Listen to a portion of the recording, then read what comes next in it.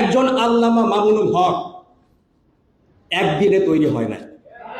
এর ভার বোঝেন আপনারা? তাকে মামুন মামুন বলা হচ্ছে, তুই করে বলা হচ্ছে, কত বড় স্পর্ধা!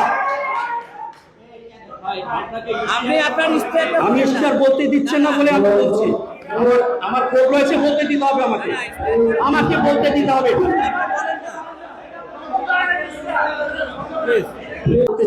চানমিয়া হাউজিং এলাকায় সানি, ওই ইবনের সহযোগী সানি, না একটু জানানো দরকার, এটা এই নিউজটা সবাই জানে না। না আমি আপনাদেরকে লিখিত আকারে দিব। এটা একটা আতঙ্কের ব্যাপার ভাই, আতঙ্কের ব্যাপার। একজন প্রতিদ্বন্দ্বী যদি আন্ডারওয়ার্ল্ডের কোনো শীর্ষ সন্ত্রাসীকে হায়ার করে থাকে, তাহলে এটা তো সুষ্ঠু নির্বাচন হবে না। আপনারা এটা দেখেছি, যেহেতু পেপারে আসছে, দেখছি। প্লিজ একটু শেষ করতে দেন, প্লিজ একটু শেষ করতে দেন। সবাইকে কথা বলার সুযোগ দিন, আমাকে কেন দিচ্ছেন? না দিচ্ছি, একটু সংক্ষিপ্ত করেন। জি আমি শেষ করছি। শেষ করেন, সংক্ষিপ্ত করেন। এবং এবং এবং চানমিয়া হাউজিং এলাকায় সানি জ্যাকির নেতৃত্বে একটি টিম কাজ করছে। একটি অংশ সমন্বয় করছেন হাজারীবাগের ভিপি সোহেল।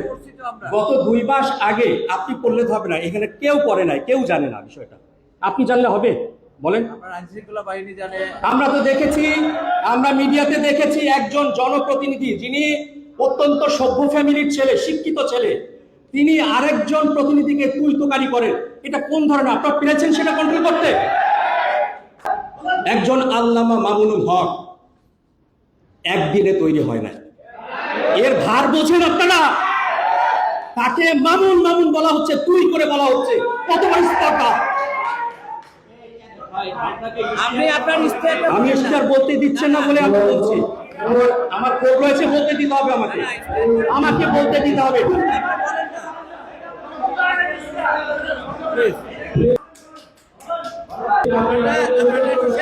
দেখছেন অবস্থা, দেখছেন? দেখেন, আপনারা বসেন প্লিজ, আপনারা একটু বসেন প্লিজ, একটু বসেন। আপনি ভাই প্লিজ একটু শেষ করেন না। আপনি একটা পরিস্থিতি গড়ে করছেন না, প্লিজ আপনি বসেন, একটু পর আপনি শেষ করেন। আপনি বসেন না প্লিজ, আপনি বসেন আপনি শেষ করেন, আপনি বসেন না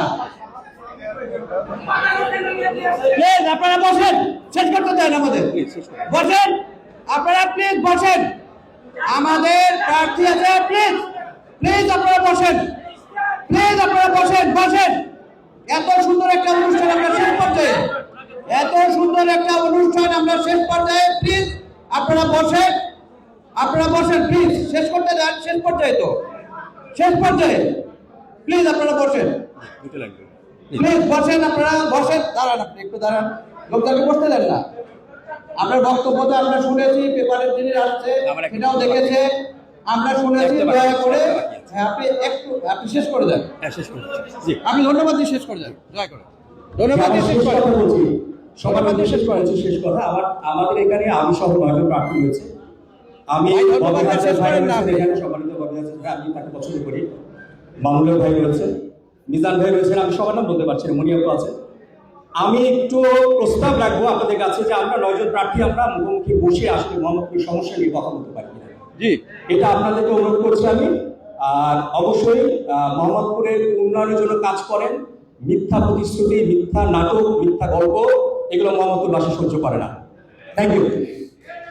যে পর্যায়ে প্লিজ আপনারা, আমরা শেষ পর্যায়ে আমাদের প্রোগ্রাম, আমরা এখানে ডায়াসে এসে আপনার প্রতিশ্রুতিটা আপনি বলবেন। এখানে এমন কোনো আমরা বক্তব্য দিব না যাতে যে আমাদের এখানে পরিস্থিতি উত্তপ্ত হয়ে যায়। আমরা এখানে সৌহার্দ্যপূর্ণ একটা পরিবেশে শুরু করেছি, আশা করি সৌহার্দ্যপূর্ণ পরিবেশে আমরা শেষ করতে চাই। আপনারা যদি মনে করেন আমাদেরকে ছাড়াও আপনারা 9 জন প্রার্থী আলাদা বসে কথা বলতে পারেন, সেটা আরো ভালো।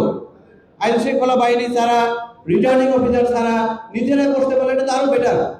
এটা আপনাদের জন্য ভালো, আমাদের জন্য ভালো, ইলেকশন কমিশনের জন্য ভালো, দেশের জন্য ভালো। এ পর্যায়ে বক্তব্য প্রদানের জন্য এবং সংক্ষিপ্ত আকারে ইশতেহার প্রদানের জন্য, মূল পয়েন্টগুলো প্রদানের জন্য বিনীত অনুরোধ জানাচ্ছি জনাব শাহরিয়ার ইফতেখার, বাংলাদেশ মুসলিম লীগ, প্রতীক হারিকেন। আমাদের আর 2 জন প্রার্থী আছে, তারপরে আমরা এটা শুনে আমরা শেষ পর্যায়ে চলে যাব। আপনারা ধৈর্য সহকারে একটু শুনেন।